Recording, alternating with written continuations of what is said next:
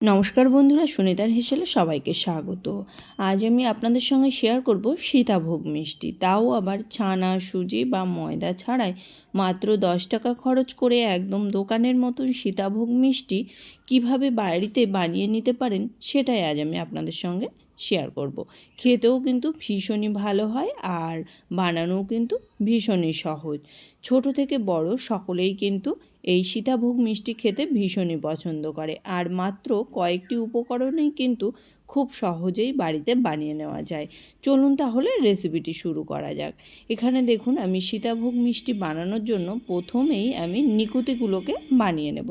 তার জন্য এখানে একটা ছোট বাটি নিয়ে নিয়েছি, তার মাপ করে আমি 2 বাটি পরিমাণে গুঁড়ো দুধ দিয়ে দিয়েছি আর 2 বাটি পরিমাণে দিয়ে দেবো এখানে ময়দা।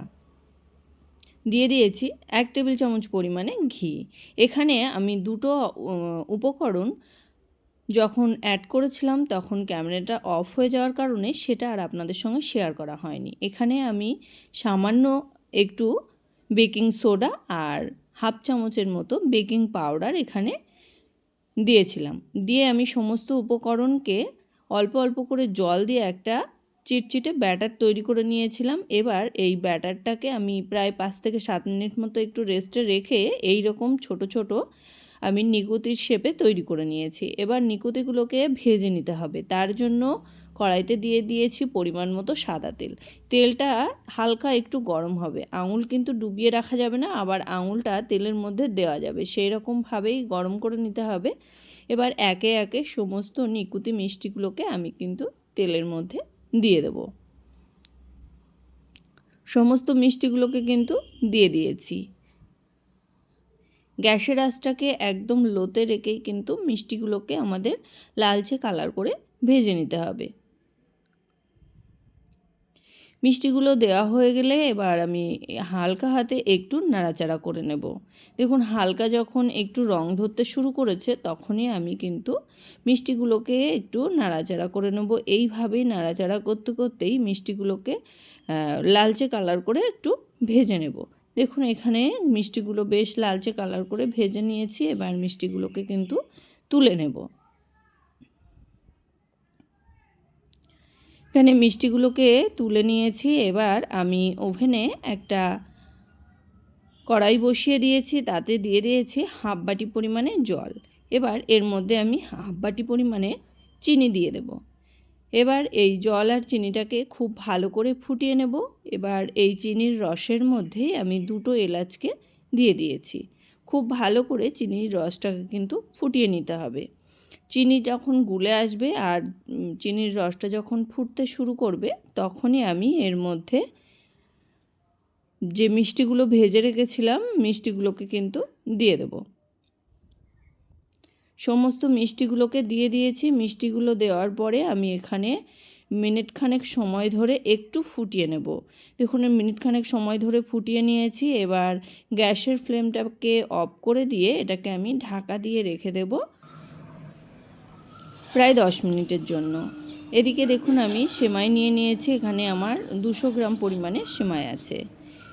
এবার ওভেনে আমি আবারও একটা কড়াই বসিয়ে দিয়েছি, তাতে দিয়ে দিয়েছি পরিমাণ মতো জল। জলের মধ্যে দিয়ে দিয়েছি সামান্য একটু লবণ।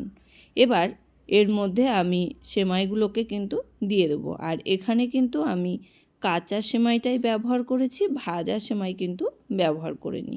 সেমাইগুলোকে সেদ্ধ করে নেব। তার জন্য এখানে জল বসিয়ে দিয়েছি, তার মধ্যে হালকা একটু লবণ দিয়ে সেমাইগুলোকে দিয়ে দিয়েছি। সেমাইগুলোকে দেওয়ার পরে এইভাবে একটু মিশিয়ে নেব জলের সঙ্গে আর ফুটতে দেব সেমাইটাকে। প্রায় 2 থেকে 3 মিনিট মতো সময় ধরে সেমাইটাকে কিন্তু একটু ফুটিয়ে নিয়েছি। দেখুন, এখানে সেমাই কিন্তু সেদ্ধ হয়ে গেছে। এর থেকে আর বেশি সেদ্ধ করব না। এবার এটাকে আমি নামিয়ে নেব। নামিয়ে নিয়ে ঠান্ডা জলে খুব ভালো করে ধুয়ে একটা ছাঁকনির মধ্যে রেখে দেবো। দেখুন, এখানে ঠান্ডা জলে ধুয়ে একটা ছাঁকনির মধ্যে রেখে দিয়েছি, জলটা যাতে ঝরে যায় সেই জন্য। ওভেনে কড়াই বসিয়ে দিয়েছি, তাতে দিয়ে দিয়েছি 1 টেবিল চামচ পরিমাণে সাদা তেল আর এখানে 1 টেবিল চামচ পরিমাণে ঘি দিয়ে দেব।